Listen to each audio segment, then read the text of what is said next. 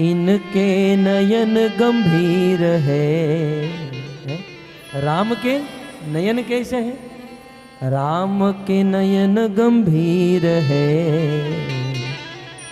उनके नयन, राम के नयन गंभीर है, उनके चपल विशेष। दो बस केवल एक अंतर है, राम के नयन जो है गंभीर है और कृष्ण के नयन चपल है। बस केवल कृपा कटाक्ष का अंतर है।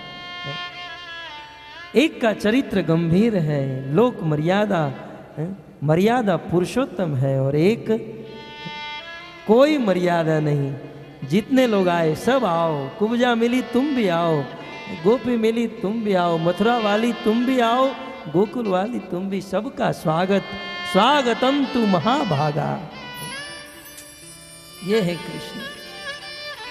और राम के जीवन में भी बहुत सारे आए। जनकपुर में रहने वाली स्त्रियां आई, दंडकारण्य के ऋषि आए, अनेक अनेक स्त्रियां आई, कोल भील की स्त्रियां, यहाँ तक बहुत सुंदर रूप बनाकर शूर्पणखा भी आई, परंतु राम ने कह दिया एक बाण, एक वचन और एक पत्नी, ये राम दूसरी पत्नी के साथ विवाह नहीं कर सकता। ये है गंभीर। बोलिए सब लोग साथ में, राम कृष्ण दो एक है, अंतर नहीं निमेष, इनके नयन गंभीर है, उनके चपल विशेष। दोनों एक हैं, दोनों समान हैं, दोनों समान हैं। परंतु तत्व से यदि देखा जाए, भगवान श्री कृष्ण की भक्ति करना, कृष्ण को प्राप्त करना बहुत मुश्किल है। ये हम लोग नहीं कहते हैं, कृष्ण ही भगवद गीता में कहते हैं कि अर्जुन, इस संसार में मनुष्य जन्म मिलना बहुत दुर्लभ है, दुर्लभ है, दुर्लभम मानुषम जन्म। प्रहलाद महाराज ने सप्तम स्कंद में कहा, ये मनुष्य जीवन बहुत दुर्लभ है। 84 लाख के चक्कर काटने के बाद मनुष्य जीवन मिलता है, और मनुष्य जीवन प्राप्त करके भी उसमें कृष्ण की भक्ति करना है तो उससे भी दुर्लभ है। इसलिए गीता में कृष्ण को कहना पड़ा, हे अर्जुन, मनुष्याणाम सहस्रेषु कश्चित यतति सिद्ध्यते। सहस्रेषु मनुष्येषु, सहस्त्र सहस्त्र मनुष्यों में कोई एक विरला ही मेरी शुद्ध भक्ति कर सकता है। कृष्ण की भक्ति करने के लिए शुद्धता चाहिए, पवित्रता चाहिए, उन्नत उज्जवल भाव चाहिए, और वहां तक उन्नत उज्जवल भाव तक पहुंचना बहुत मुश्किल है। और श्रील प्रभुपाद जी की भाषा में कहूं तो कृष्ण की भक्ति करने के लिए सबसे पहले तो मनुष्य बनना चाहिए। एक बार एक व्यक्ति प्रभुपाद जी के पास आया, धोती कुर्ता पहनकर, प्रभुपाद मैंने चाय छोड़ दिया, मैंने शराब पीना छोड़ दिया, मैंने मांसाहार करना छोड़ दिया, मैंने नशा करना छोड़ दिया, मैंने परस्त्री संग करना छोड़ दिया, अब तो मैं शुद्ध भक्त हो गया ना प्रभुपाद। प्रभुपाद ने कहा, तुम शुद्ध भक्त नहीं, तुम अभी मनुष्य बने, आज की तारीख में तुम मनुष्य बने, भक्त तो अब बनोगे।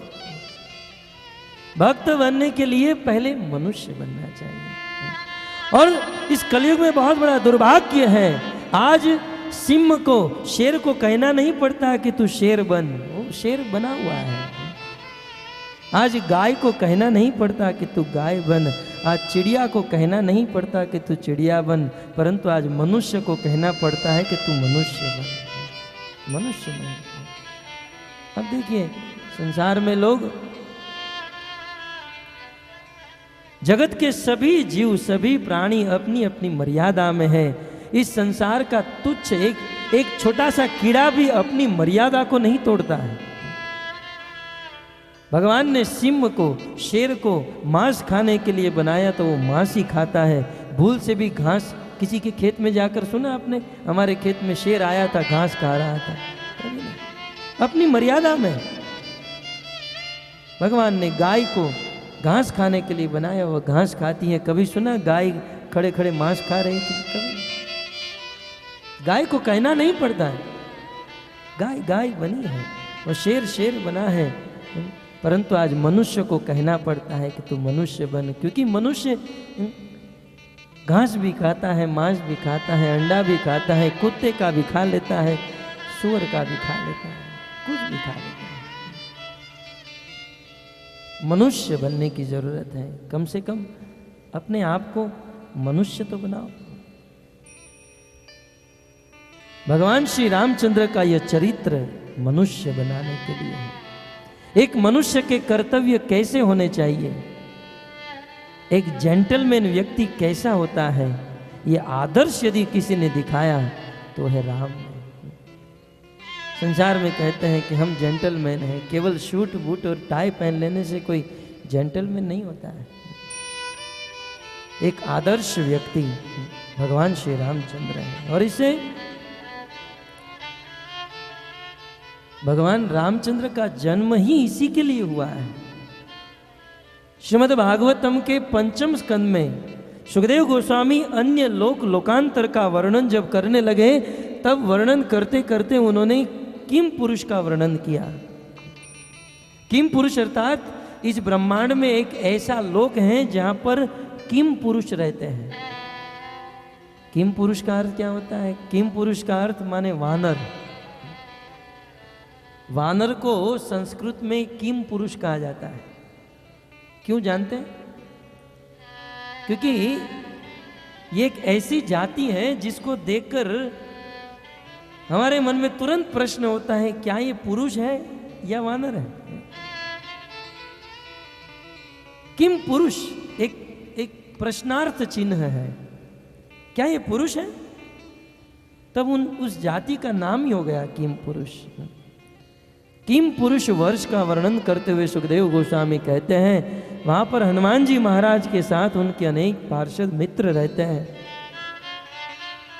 और हनुमान जी महाराज भगवान को स्तुति करते हुए कहते हैं कि हे प्रभु, संसार के लोग आपके जन्म के अनेक अनेक कारण बताते हैं, परंतु आपका ये दास जानता है कि आप इस जगत में क्यों आए। अब बात भी सही है, हनुमान जी से ज्यादा भगवान रामचंद्र इस संसार में क्यों आए कौन जान सकता है। हनुमान जी महाराज अपने मुख से कहते हैं कि हे प्रभु, मर्त्यवतार तु ही मर्त्य शिक्षणम रक्षावदाय व न केवलम विभो। हे प्रभु, आपका जन्म इस संसार में रावण को मारने के लिए नहीं हुआ है। ये बात अलग है कि आपकी प्रार्थना है, यदा यदा ही धर्मस्य, परंतु भक्तों विचार करो, जो भगवान अपने धाम में बैठे हुए अपने एक इशारे से अनंत कोटि ब्रह्मांड को गिरा सकते हैं, प्रलय कर सकते हैं, उस भगवान को किसी छोटे से एक असुर को मारने के लिए स्वयं यहाँ आने की जरूरत नहीं है। भगवान रावण को मारने के लिए नहीं आए, भगवान यहाँ पर धर्म की स्थापना करने के लिए भी नहीं आए। भगवान राम क्यों आए हैं? हनुमान जी महाराज कहते हैं, मर्त्यावतार। मर्त्य का अर्थ होता है मनुष्य। इस जगत में जितने भी मनुष्य है, मरण धर्मा मनुष्य को अपने आचरण से शिक्षा देने के लिए भगवान राम इस जगत में आए हैं। भगवान श्री कृष्ण के चरित्र को सुनकर हमारा हृदय पवित्र हो सकता है, परंतु भगवान श्री कृष्ण के चरित्र से हम प्रेरणा नहीं ले सकते हैं।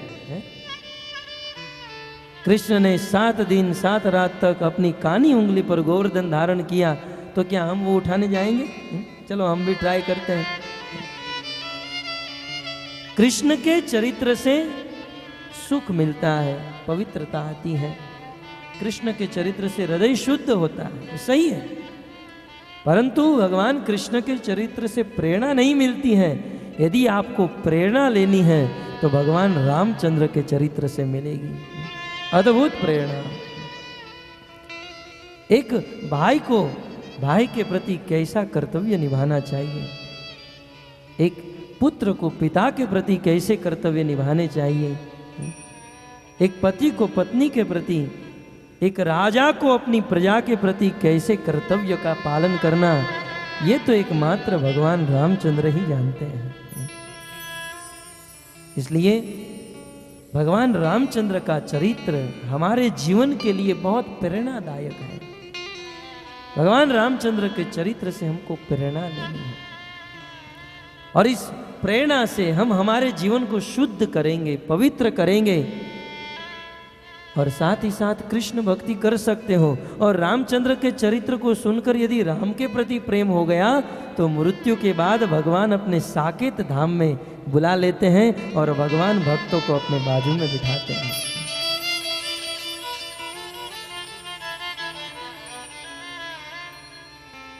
अनेक दृष्टि से भगवान रामचंद्र की कथा सुनना अत्यंत आवश्यक है और इसीलिए श्रील प्रभुपाद जी ने देखा कि इस भारत में माया का प्रभाव बढ़ेगा और इस भारत में भी मुंबई नगरी में माया का प्रभाव प्रचंड होगा और मुंबई नगरी में मनुष्य नहीं रहेगा।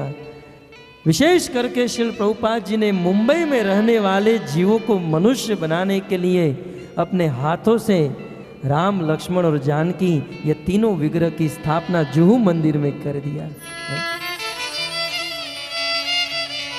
नहीं तो प्रभुपाद जी को यह आवश्यकता नहीं थी।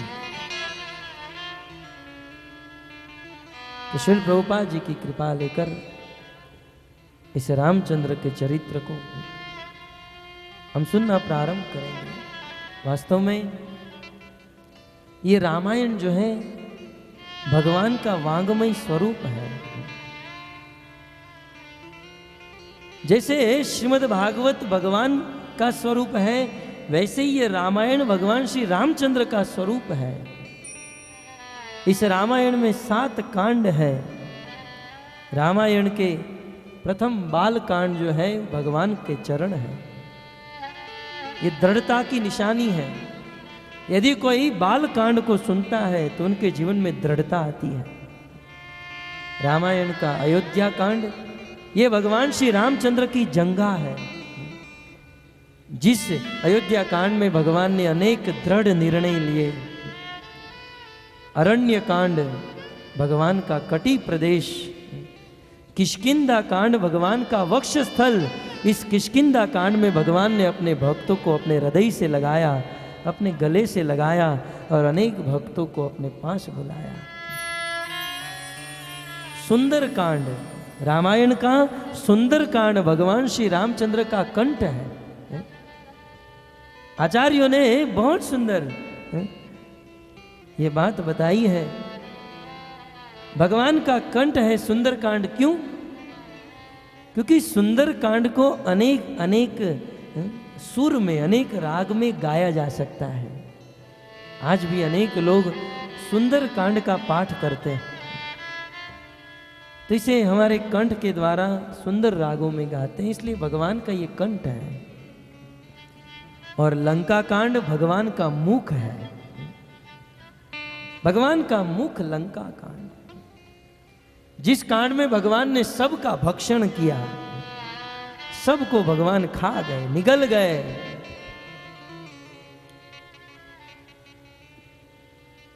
वास्तव में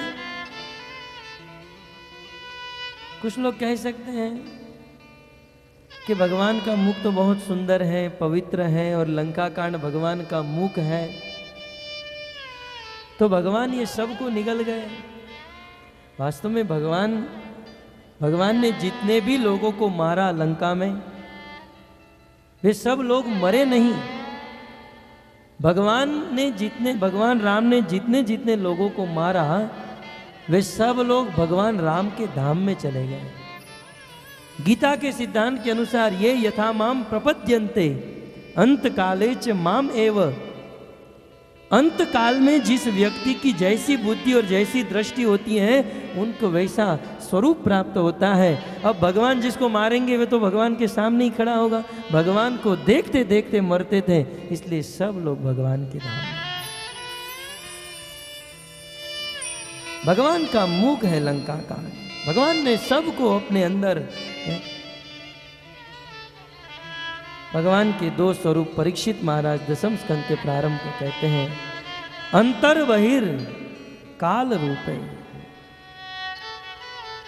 गीता में जब भगवान श्री कृष्ण ने अर्जुन को विराट स्वरूप का दर्शन कराया और अर्जुन ने देखा कि अरे बाप रे, भगवान के स्वरूप में भूत भविष्य वर्तमान ये अनेक अनेक राजा महाराजा ये सब लोग भगवान के मुख की ओर जा रहे थे, पूरा संसार भगवान के अंदर। और उस समय अर्जुन ने हाथ जोड़कर कहा, प्रभु आप इस स्वरूप में कौन हो? मैं तो आपको जान नहीं पाया, पहचान नहीं पाया। भवस्य क उग्र रूपम, आप कौन हो? तब भगवान ने कहा, अर्जुन कालोस्मि लोक क्षय कृतम प्रवुत्तम। इस संसार में जो लोग भजन नहीं करते हैं, मेरी भक्ति नहीं करते हैं, उन लोगों के लिए मैं काल हूं और सबको निगल जाता हूं। देख रहे हो ना तुम, ये रति अतिरथी महारथी, ये कर्ण दुर्योधन पितामह भीष्म चने की तरह भगवान के दांत में फंसे हुए थे।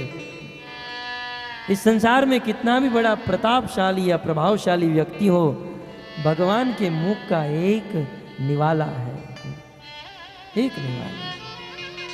परंतु कृष्ण ने कहा, जो लोग मेरी भक्ति करते हैं उनके लिए मैं काल नहीं, उनके लिए तो मैं सर्वांग सुंदर, श्याम सुंदर या रघुपति राघव के रूप में मैं प्रकट होता हूं, अवतरित होता हूं।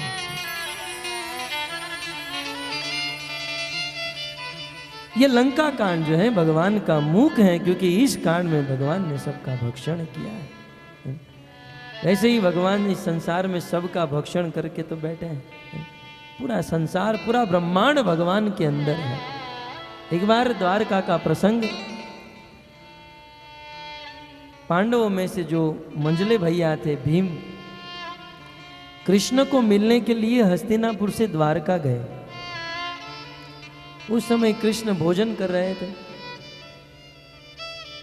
तो दुर्योधन आए, द्वार पर खड़े रहे, बोले कृष्ण से मिलने आया हूं। द्वारपाल ने क्षमा कीजिए, भीम को रोक दिया। भीम भाई आप खड़े रहो, जरा हम अंदर कृष्ण को खबर करते हैं। कृष्ण भोजन कक्ष में भोजन ग्रहण कर रहे थे। कहा, महाराज भीम भाई आए हैं, हस्तिनापुर से भीम आए हैं। तब कृष्ण ने कहा, उनको आने मत देना, उनको बाहर ही खड़े रखो, बहुत खाते हैं। यदि मेरे साथ यहाँ मैं खा रहा हूँ और वो आ गए और मेरे साथ खाने बैठ गए तो मैं भूखा रह जाऊंगा, उनको आने मत। कृष्ण मजाक कर रहे थे। अब लक्ष्मी के नाथ है, उनके पास भोजन की कहाँ कमी है, लेकिन कृष्ण ने कौतुक किया कि उनको आने मत देना, वो बहुत पेटू है, बहुत खाते हैं, वो आएंगे तो फिर मेरा पेट खाली रह जाएगा। तब तक तो भीम आ ही गए थे। भीम किसी के रुकने वाले नहीं थे। भीम आए और कृष्ण को कहा, प्रभु मैं तो पेटू हूँ, मानता हूँ, 25-50 लड्डू एक साथ खा जाता हूँ, परंतु आपसे बड़ा पेटू कोई नहीं है, क्योंकि आप तो पूरे ब्रह्मांड के ब्रह्मांडों को अपने पेट में दबा कर रखे हैं। कठोपनिषद के प्रथम अध्याय के द्वितीय स्कंद के 25वें श्लोक में वेद व्यास जी ने लिख दिया, यस्य ब्रह्मच क्षत्रिम च। इस संसार में जितने भी ब्राह्मण है, क्षत्रिय है, वैश्य है या शूद्र है, उभे भवतु ओदनम, ये सब लोग कौन है? भगवान के पेट के लिए भोजन है। इस संसार का ब्राह्मण हो, क्षत्रिय हो, वैश्य या शूद्र, ये सब लोग काल रूपी भगवान का एक निवाला है। मृत्यु यस्योप उपचन्न क इत्थ वेद यात्रा। भगवान साक्षात काल के समान, और उसके लिए भगवान उनको भोजन बना लेते हैं। इस प्रकार लंका कांड जो है भगवान का मुख है, और अंत में 7वां उत्तर कांड भगवान का मस्तिष्क है। भगवान श्री रामचंद्र का मस्तिष्क क्यों कहा गया? क्योंकि इस उत्तरकांड में अनेक ज्ञान और भक्ति की बात हुई है। उत्तरकांड में काकभूषणी जी के द्वारा ज्ञान तत्व, वैराग्य तत्व और सबसे बड़ा भक्ति तत्व की बात हुई है, जो सार स्वरूप। तो इस प्रकार भगवान रामचंद्र के अंग ही यह रामायण है। और भक्तों, इस रामायण को अनेक भक्तों ने लिखा है। सतयुग के प्रारंभ में इस रामायण को चरित्रम रघुनाथस्य शतकोटि प्रविस्तरम एक एक अक्षरम पुंसा महापातक नाशनम। वाल्मीकि ऋषि ने भगवान रामचंद्र की कृपा से इस रामायण को बहुत सुंदर रूप से, सुंदर ढंग से लिखा। परंतु जब वाल्मीकि ने रामायण की रचना कर दी, उसी समय हनुमान जी ने भी एक बहुत सुंदर रामायण ग्रंथ की रचना की। हनुमान नाट्य करके उनका नाम दिया। और एक बार वाल्मीकि ऋषि घूमते घूमते घूमते हनुमान जी के पास आए। हनुमान जी ने अपनी रामायण बताई, प्रभु ये मैंने लिखा है, आप पढ़िए। और हनुमान जी के द्वारा लिखी हुई रामायण को पढ़कर वाल्मीकि ऋषि आनंद विभोर हो गए, नाचने लगे, प्रसन्न हो गए। और वाल्मीकि को प्रसन्न देकर हनुमान जी प्रसन्न हो गए, बोले वाह, इतनी सुंदर रचना है। बोले जो चाहिए वो मांग लो। तब वाल्मीकि ऋषि ने सोचा कि हनुमान जी महाराज ने तो मेरे से भी अच्छी रामायण का निर्माण किया। और भक्तों, हनुमान जी से अच्छी रामायण कौन लिख सकता है, जो भगवान के दास है। दासस्य रघुनाथस्य। तब वाल्मीकि के मन में एक भगवान के ही योग से एक दुर्भाव उत्पन्न हुआ और हनुमान जी महाराज को कहा, हनुमान जी महाराज, यदि आप मुझ पर प्रसन्न हो और आप मुझे कुछ देना चाहते हो तो आपके द्वारा ये जो रामायण लिखी है उसे नदी में डाल दो। वाल्मीकि ऋषि ने सोचा कि यदि हनुमान जी की रामायण रही तो मेरी रामायण कोई पढ़ेगा नहीं, इसलिए अच्छा है इसकी रामायण चली जाए। कभी कभी भक्तों के हृदय में भी ये भाव तरंगे उठती हैं, ईर्ष्या निंदा की। परंतु कुल मिलाकर यही लगता है कि शायद भगवान इसी से प्रसन्न होंगे। भगवान की प्रेरणा से यह सब कार्य हुआ। और हनुमान जी महाराज ने अपने ग्रंथ को नदी में डाल दिया। परंतु हनुमान जी को मन में हुआ कि तुम सतयुग में जन्म लेकर कलयुग में रहने वाले लोगों जैसी बुद्धि रखते हो। वास्तव में सतयुग की बुद्धि नहीं, कलयुग में लोगों की ऐसी बुद्धि है। बोले कलयुग जैसी बुद्धि है, मैं तुम्हें श्राप देता हूं, तुम्हारा कलयुग में जन्म होगा। ये हनुमान जी ने श्राप दिया। और हनुमान जी ने कहा कि मैंने मेरी रामायण नदी में डाल दी है, अब ऊपर से मैं तुम्हें दूसरा श्राप देता हूं कि तुम्हें इस रामायण को इस नदी से बाहर निकालकर कलयुग में संसार के लोगों के सामने प्रकट करना होगा। वाल्मीकि ऋषि ने हनुमान जी के श्राप को शिरोधार्य कर लिया, प्रसन्न हो गए, फिर से नाचने लगे, प्रभु ये श्राप नहीं, ये तो आपका अनुग्रह है। मुनि श्राप जो दीना अति भल कीना, परम अनुग्रह मैं माना। ये तो परम अनुग्रह है। और उन्होंने क्या किया, भाषा रूपाम करिष्यति। और गोस्वामी तुलसीदास जी ने हनुमान जी के द्वारा जो ग्रंथ लिखा था उस रामायण को और कुछ नहीं, केवल भाषा में रूपांतर, ट्रांसलेट किया।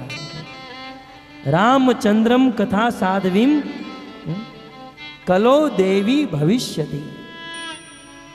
इस शास्त्र का अकाट्य प्रमाण वेद व्यास जी ने भविष्य पुराण में लिखा है, ताकि किसी को मन में संदेह न हो। श्रील प्रभुपाद जी भी डॉक्टर प्रकाश को लेटर लिखते हुए एक जगह पर लिखते हैं कि यदि आपको अपने जीवन में प्रगति करनी है तो आपको 3 चीज करनी होगी। और उनमें तीसरी चीज बताते हुए कहते हैं, आपको इस संसार के अनेक शुद्ध संत और भक्तों के चरित्र को सुनना चाहिए और उनका प्रचार करना चाहिए। और वह शुद्ध संत कौन है? तो प्रभुपाद जी ने अपनी कलम चलाई, चैतन्य महाप्रभु और गोस्वामी तुलसीदास।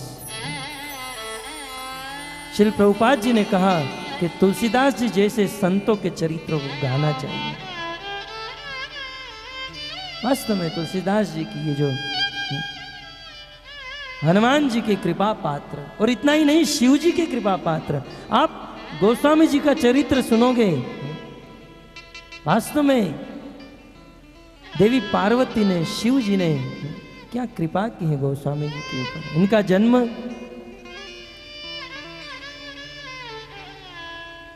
तीर्थराज प्रयाग से 15 कोस दूर पश्चिम की ओर यमुना के तट पर स्थित बांदा नाम के जिले में राजापुर नाम के गांव में हुआ। बहुत ब्राह्मण रहते थे। इनके पिता का नाम आत्माराम दुबे और इनकी माता का नाम हुलसी देवी था। हुलसी के पुत्र तुलसी।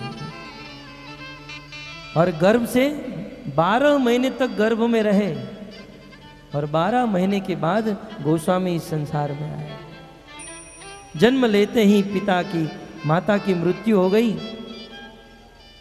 पिता की मृत्यु हो गई, अनाथ हो गए, बेचारे अकेले भटक रहे थे और भोजन के लिए एक निवाला भी नहीं मिला। 1 दिन, 2 दिन, 5 दिन, 10 दिन, 1 महीने तक भूखे रहे। देवी पार्वती से कैलाश में बैठकर देखा नहीं गया। साक्षात देवी पार्वती कैलाश धाम से उतरकर एक स्त्री का रूप बनाकर ये छोटे से बालक को भोजन कराने के लिए आती थी। और एक दिन सबको पता चला कि ये कोई साधारण बालक नहीं, इसको भोजन कराने के लिए साक्षात देवी पार्वती आती है। भगवान भोलेनाथ ने दर्शन दिया, ये हम आपको भोजन करा रहे हैं, ऐसे ही फोकट का भोजन नहीं करा रहे हैं। आपको दिव्य ग्रंथ की रचना करनी है, इसलिए भोजन किया जा रहा है। शिव जी ने कहा कि आप रामायण की रचना करो। गोस्वामी ने कहा मैं तो मूर्ख हूं, अभूत बालक हूं, मैं क्या कर सकता हूं। शिव जी ने कहा मेरी कृपा से तुम ग्रंथ का निर्माण करना प्रारंभ करो। घूमते घूमते घूमते गोस्वामी सरयू नदी के तट पर अयोध्या में आए। हनुमान गढ़ी आज भी अयोध्या में यह स्थान है। हम कुछ दिन पहले गए थे, अद्भुत स्थान, परम रमणीय जगह है। वहां पर हनुमान गढ़ी के पास गोस्वामी जी पहुंचे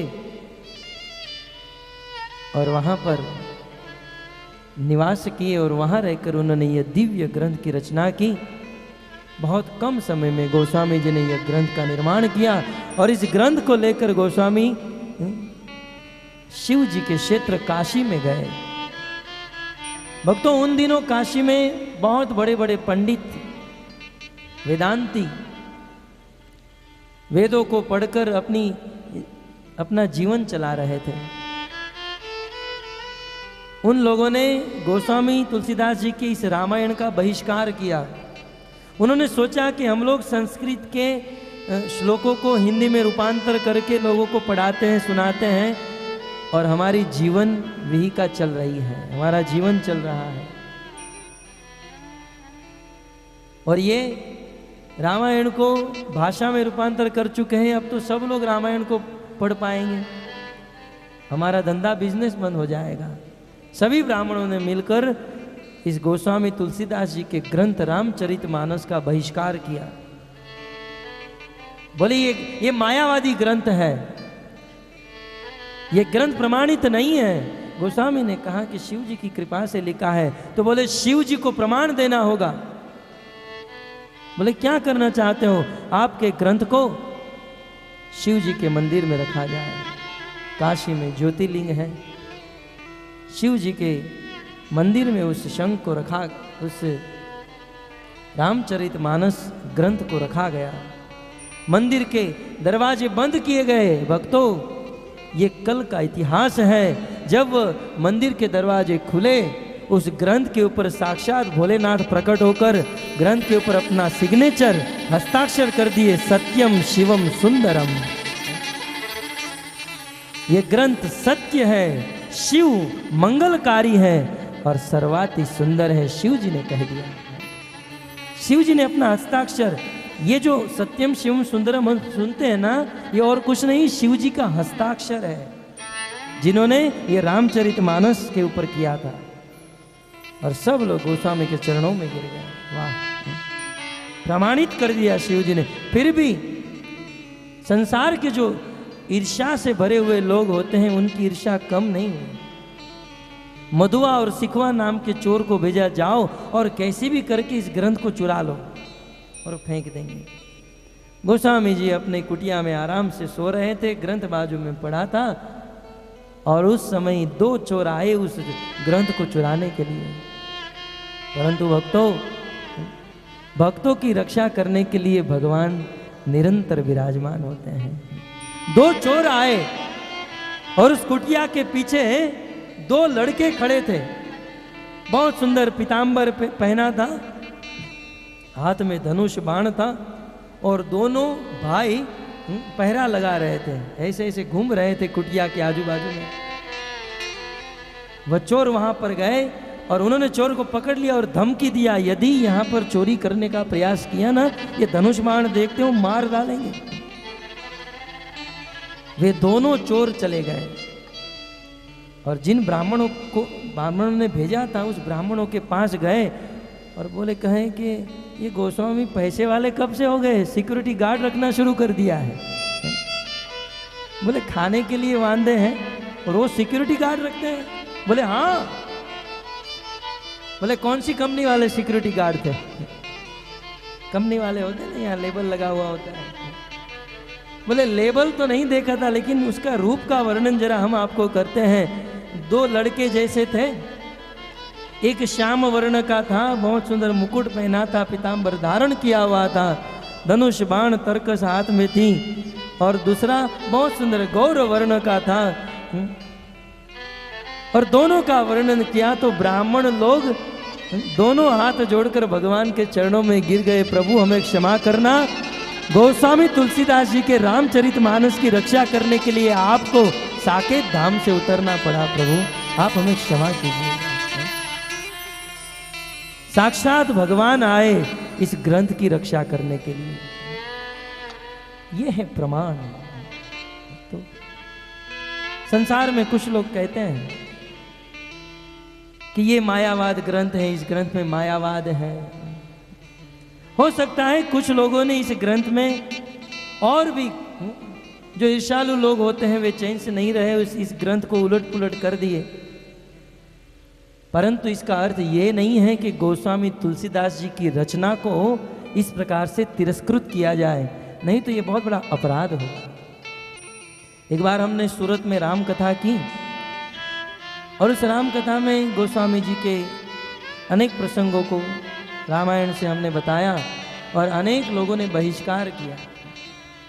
तब हम हमारे गुरुजी के पास गए, दोनों हाथ जोड़कर कहा कि गुरुजी, इस प्रकार से लोग जब हम रामचरितमानस के ऊपर बोलते हैं तो गोस्वामी जी को मायावादी कहते हैं और अनाप शनाप कहते हैं। तब हमारे गुरुजी ने इतना ही कहा था, आज भी मुझे वह शब्द याद है, लाल गोविंद, इस संसार में गोस्वामी जी को कुछ कहना, गोस्वामी जी का अपमान करना, गोस्वामी जी के दोष को कहना सूर्य के ऊपर थूकने के बराबर है। जैसे सूर्य के ऊपर आप थूकने का प्रयास करो वो अपने ऊपर ही गिरता है, वैसे संसार में गोस्वामी के चरित्र के ऊपर यदि कोई दाग लगाता है, वह चरित्र उनके ऊपर उनका ही अपमान होगा और उनको ही संसार का पाप लगेगा। गोस्वामी परम शुद्ध संत, परम शुद्ध भक्त और उनकी रचना परम शुद्ध है। केवल दृष्टि शुद्ध होनी चाहिए। हमारी आंख पर पीले रंग का चश्मा है, पूरा जगत पीला दिखता है, इसका अर्थ ये नहीं कि जगत पीला है। ये जगत पीला नहीं हुआ है, अरे हमारी आंख पीली हो गई है। दूसरों को सुधारने से पहले अपने आप को सुधारना चाहिए। इस संसार में इतने बड़े संत और महात्मा में जब दोष दिखना शुरू हो जाए तब समझना चाहिए कि हम में कुछ दोष है। गोस्वामी की यह अद्भुत रचना जिसके द्वारा हम लोग भगवान श्री रामचंद्र की महिमा को सुन सकते हैं। भक्तों, गोस्वामी जी ने इस रामायण को रामायण नाम नहीं दिया, रामायण को नाम दिया रामचरितमानस। इसके पीछे भी बहुत तात्पर्य है, क्योंकि शिव जी की कृपा पात्र थे। रामचरित्र मानस, राम का अर्थ तो आप जानते ही हैं, राम का अर्थ होता है एक तो भगवान श्री राम, साक्षात राम, और राम का अर्थ होता है रमयति इति राम, जो अपनी लीला से दूसरों को सुखी करे उसे राम कहते हैं। तो राम का अर्थ एक तो साक्षात भगवान और एक है सुख। तो बोले सुख कब मिलेगा? जब हमारे चरित्र को उज्जवल बनाएंगे। राम चरित्र, जब तक हमारा चरित्र शुद्ध नहीं होगा तब तक राम नहीं मिलेंगे। राम को प्राप्त करना है, चरित्र शुद्ध चाहिए और साथ ही साथ मानस, हमारे मन को शुद्ध करना होगा। हमारा मानस, मन और हमारा चरित्र जब शुद्ध हो जाए तो राम हमसे दूर नहीं है, हमारे पास ही। परंतु सबसे पहले हमारे चरित्र को शुद्ध करना होगा। और हमारा चरित्र शुद्ध होगा कैसे? हमारा चरित्र शुद्ध होगा भगवान राम की कथा सुनकर, क्योंकि भगवान का चरित्र परम पुनीत है और पवित्र चरित्र को सुनने से, उनका गान करने से हमारा चरित्र भी उज्जवल हो जाता है। तो चरित्र शुद्ध होगा भगवान की कथा सुनने से। और मानस, हमारा मन शुद्ध कैसे होगा? सबसे पहले तो यह जानना चाहिए हमारा मन कितना बिगड़ा हुआ है, हमारे मन में कितनी गंदगी है, हमारा मन कितना दुष्ट है, मन में मैल भरा हुआ है, मन में अनेक विकार है, अनेक दोष है, अनेक दूसरों के प्रति दुर्भावना है। वैसे तो कलयुग का एक बेनिफिट है, कलयुग में यदि आप मन से पाप करते हो तो वो पाप गिना नहीं जाता है, परंतु कलयुग में आप यदि मन से कोई पुण्य का कार्य करो तो वो पुण्य भगवान के लेखे जोखों में लिखा जाता है। लेकिन दुर्भाग्य है, कलयुग के रहने वाले लोग मन में भी अच्छा नहीं सोच सकते हैं। घर पर बैठे बैठे सोचते हैं कैसे उसको गिरा दूं, कैसे मारूं, काटूं। दूसरों के प्रति ईर्ष्या, दूसरों को गिराने की भावना। एक बार हमारे भारत से एक बहुत बड़ा जहाज, कार्गो जहाज, मालवाहक जहाज भारत से अमेरिका जा रहा था, विदेश में जा रहा था। आप जानते हैं कि कार्गो जहाज में, मालवाहक जहाज में बहुत सारे कंटेनर होते हैं। तो बहुत सारे कंटेनर थे और उस कंटेनर में भारत के केकड़े भरे हुए थे। केकड़े जानते हैं? कुछ लोग केकड़े को खाते हैं।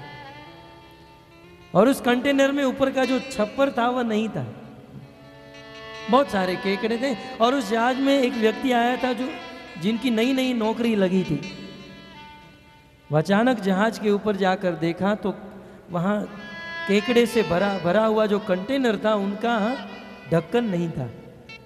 तुरंत दौड़कर कैप्टन के पास गए और कहा कि सर ऊपर कंटेनर में बहुत सारे केकड़े हैं और ऊपर छप्पर नहीं है, ढक्कन नहीं है, ये सब निकल जाएंगे, बाहर निकल जाएंगे, समुद्र में गिर जाएंगे।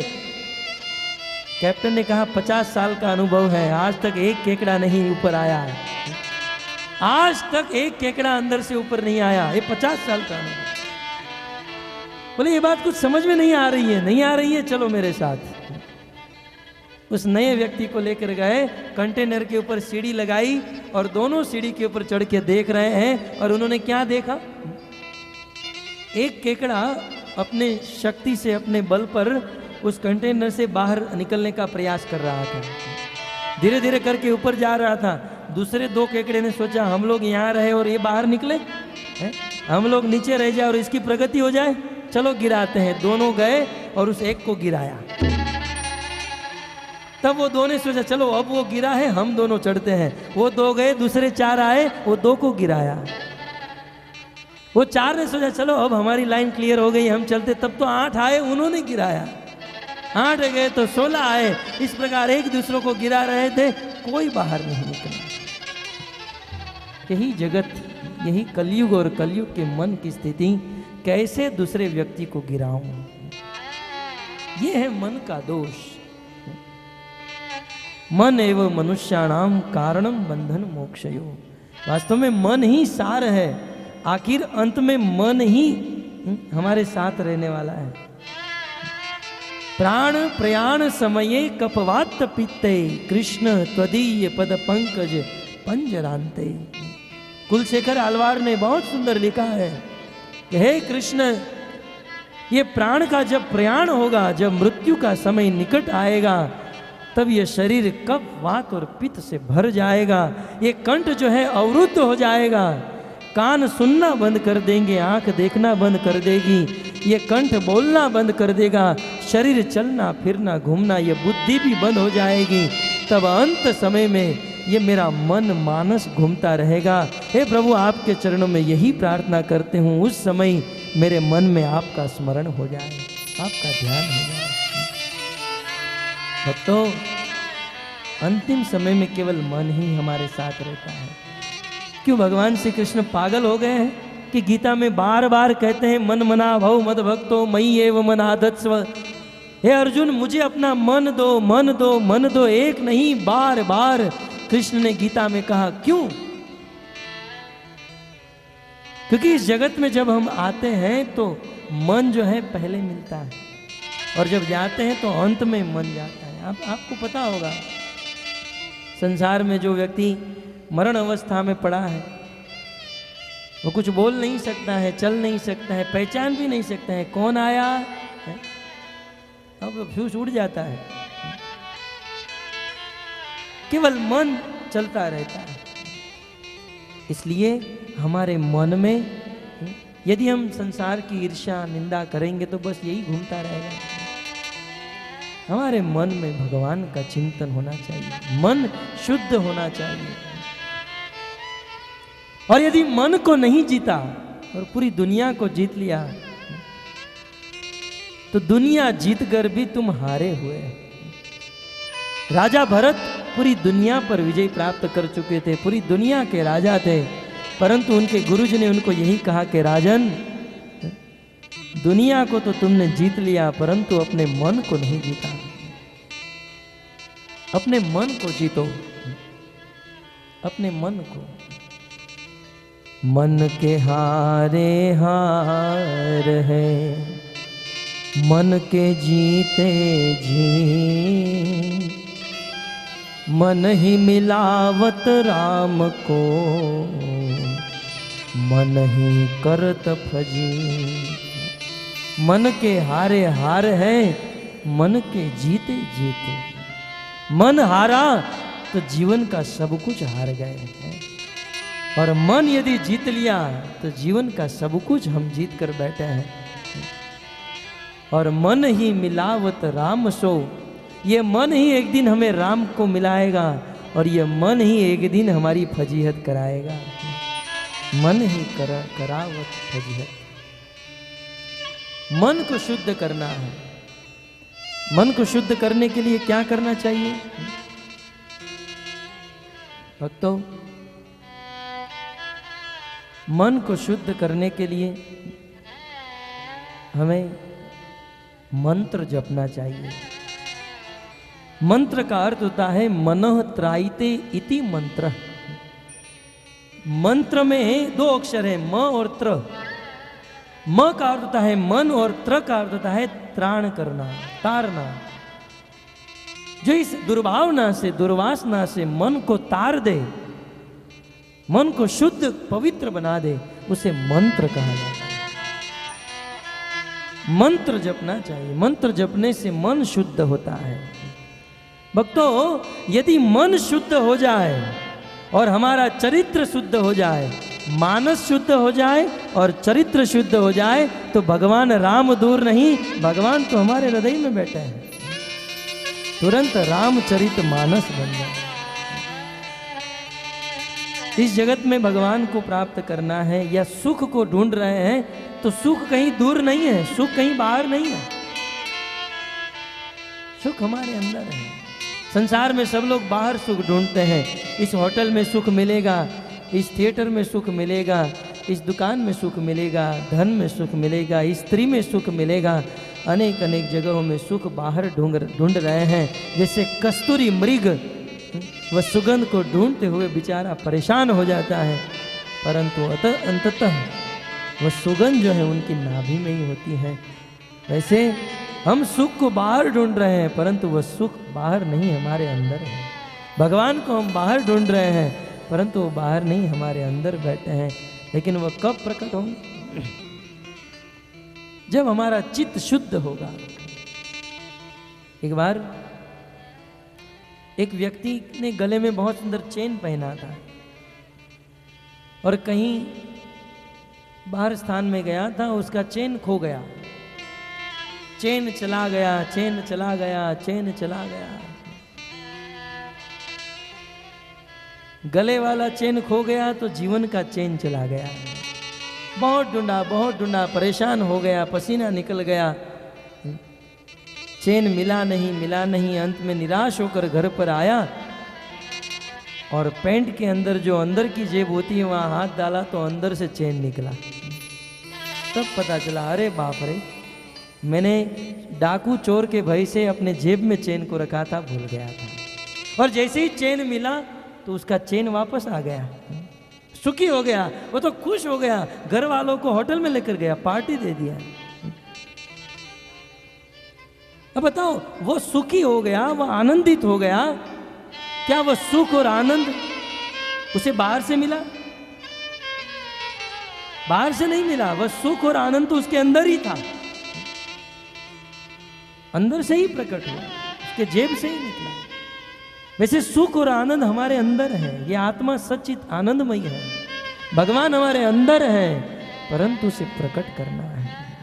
आगे शिव जी कहेंगे, हरि व्यापक सर्वत्र समाना। भगवान हरि, भगवान राम कृष्ण समस्त जगह पर व्यापक है, परंतु प्रेम मत प्रकट होई में जाना, परंतु वो प्रेम से प्रकट होते हैं। और प्रेम व्यक्त कैसे होता है? उनका नाम लेकर। मैं भगवान से बहुत प्रेम करती हूँ, प्रेम करती हूँ, प्रेम करती हूँ, ये बोल देने से प्रेम नहीं होता है। मान लो कोई पत्नी कहे कि हे पतिदेव, मैं आपसे बहुत प्रेम करती हूँ, बहुत प्रेम करती हूँ, इतना प्रेम आज मैं करने वाली हूँ कि रोटी बनाऊंगी नहीं, प्रेम ही करूंगी। अब मैं न रोटी बनाऊंगी, न सब्जी बनाऊंगी, न सेवा करूंगी, न झाड़ू बनाऊंगी, न झाड़ू मारूंगी, केवल प्रेम ही करती रहूंगी, प्रेम करती रहूंगी। अब पति क्या करेगा उसे? प्रेम का अर्थ होता है सेवा। प्रेम और सेवा दोनों साथ साथ चलता है। ठीक उसी प्रकार भगवान से प्रेम करते हो तो बोलना नहीं है कि मैं केवल प्रेम करता हूं। भगवान के प्रति प्रेम प्रकट कैसे होता है? भगवान का नाम लेकर और भगवान की कथा सुनकर। जैसे ही हम भगवान का नाम लेते हैं, भगवान हमारे अंदर है, सुख हमारे अंदर है। कुछ लोगों का प्रश्न हो सकता है, यदि सुख हमारे अंदर है, भगवान हमारे अंदर है, तो फिर हम सुखी क्यों नहीं हो रहे हैं? भगवान हमें दी क्यों, अनुभूति क्यों नहीं हो रही है? बोले अच्छा प्रश्न है। आपके घर पर कांच तो होता है जिसमें आप बाल बनाते हो, है? एक कांच है, उसमें आप अपना स्वरूप ठीक से देख सकते हो, परंतु उस कांच के ऊपर यदि मिट्टी लग जाए तब क्या होगा? कांच है, आप कांच के सामने खड़े भी हो, कांच के अंदर आपका स्वरूप भी है, परंतु दिख रहा है नहीं। क्यों? क्योंकि कांच के ऊपर मिट्टी लगी हुई है। ठीक उसी प्रकार हमारे अंदर, हमारे हृदय में भगवान है, सुख है, सब कुछ है, परंतु हमें अनुभूति नहीं हो रही है, दिख नहीं रहा है। कारण क्या है? हमारे चित्त के ऊपर बहुत मैल लग गया है, काम, क्रोध, लोभ, मोह, मद, मात्सर्य का। इसलिए चैतन्य महाप्रभु ने कहा, सबसे पहले चेतो दर्पण मार्जनम। या आप अपनी गाड़ी को धोते हो, अपने घर को धोते हो, हैं? सब लोग धोते हैं ना, अपनी ऑफिस को धोते हैं, गाड़ी को धोते हैं, घर को धोते हैं। सबसे पहले अपने चित्त को साफ करो। तब मानो प्रश्न हो, गाड़ी को साफ करने के लिए लिक्विड मिलता है, मार्बल को साफ करने के लिए फिनाइल मिलता है, कपड़े को साफ करने के लिए साबुन मिलता है, हृदय को साफ करने के लिए कोई कुछ मिलता है दुकान में? बोले वो दुकान में नहीं मिलता, वो शास्त्र में मिलता है। यदि चित्त रूपी दर्पण को साफ करना चाहते हैं, भगवान के स्वरूप की अनुभूति करना चाहते हैं इस जीवन में, और इस जीवन के बाद सुखी होना चाहते हैं, तो भगवान के नाम का कीर्तन करना चाहिए। हरे कृष्णा कृष्णा कृष्णा हरे हरे, हरे राम राम राम हरे हरे। भगवान के नाम का कीर्तन, भगवान के नाम का कीर्तन करने से, नाम लेने से मन शुद्ध होगा, और कथा सुनने से चरित्र शुद्ध होगा। और जब मानस शुद्ध हो गया, चरित्र शुद्ध हो गया, तब राम तो अंदर ही बैठे हैं, बाहर निकल जाएंगे। इनको अंदर से बाहर आने में देर नहीं लगती है। तब रामचरित मानस तैयार हो जाता है। इस प्रकार से रामचरित मानस की ये महिमा है। आइए, प्रथम दिन है, इस ग्रंथ को हम खोलते हैं। अब तक तो केवल इनका कवर और ग्रंथ के विषय में सब बातें चली।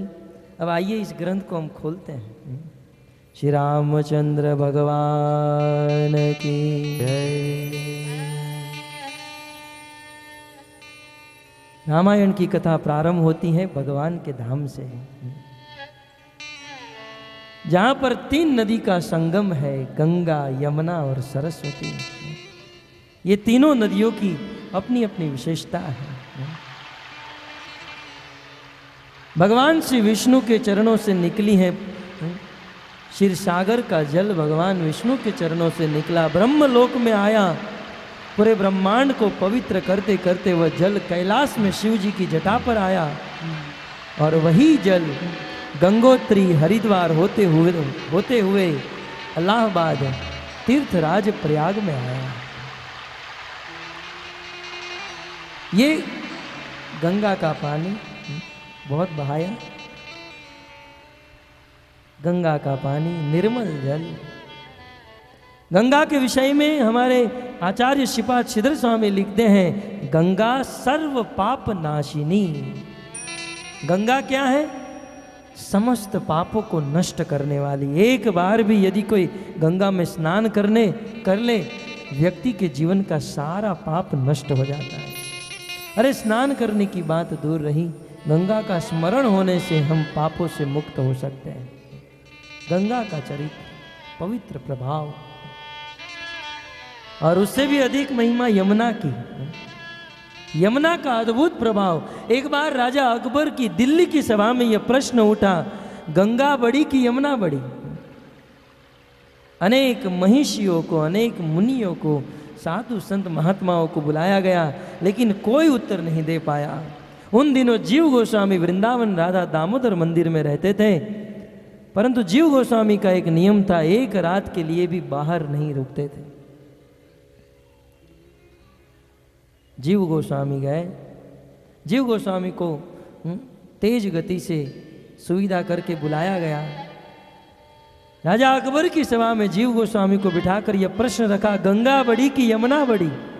तो सबसे पहले जीव गोस्वामी ने गंगा के विषय में बताया। गंगा के बारे में, भगवान के चरणों से स्पर्श हुए है, साक्षात ब्रह्म द्रव है, हजारों हजारों लोगों को पवित्र करते चलती है।